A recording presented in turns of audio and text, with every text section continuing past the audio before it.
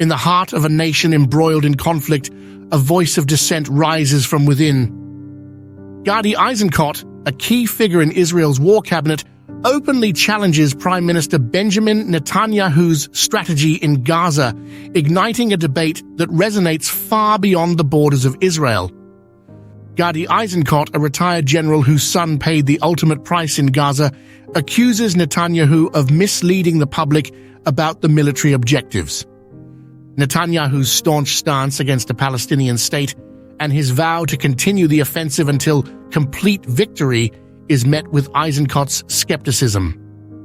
He questions the feasibility of an absolute defeat of Hamas and holds Netanyahu sharp and clear responsibility for the nation's security failures on October 7th.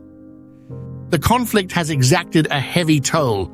Hamas's surprise attack resulted in approximately 1,300 Israeli casualties and 240 hostages, while Israeli airstrikes have claimed nearly 25,000 lives in Gaza, as reported by the Hamas-run health ministry. This backdrop of devastation underscores the urgency of Eisenkot's call for new leadership and elections, citing a lack of trust in the current administration.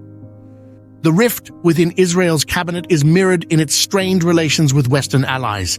The United States, advocating for a two-state solution, finds itself at odds with Netanyahu's resistance.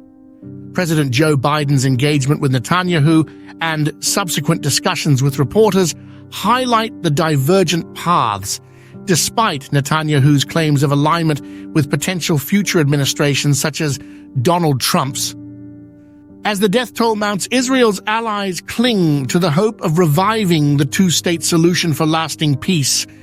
Yet Netanyahu's recent remarks seem to reject this path, aligning instead with a hardline anti-Palestinian stance.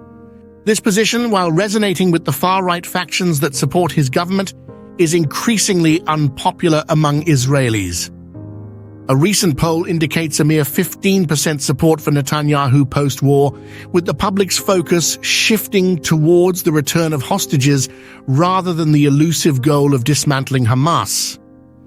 Prime Minister Netanyahu's latest comments not only challenge the efforts of Arab mediators like Saudi Arabia, but also signal a departure from his former Mr. Security persona. Now adopting the mantle of Mr. No Independent Palestine, he navigates a complex political landscape where the Israeli public, still reeling from trauma, grapples with the prospect of a Palestinian state at their doorstep.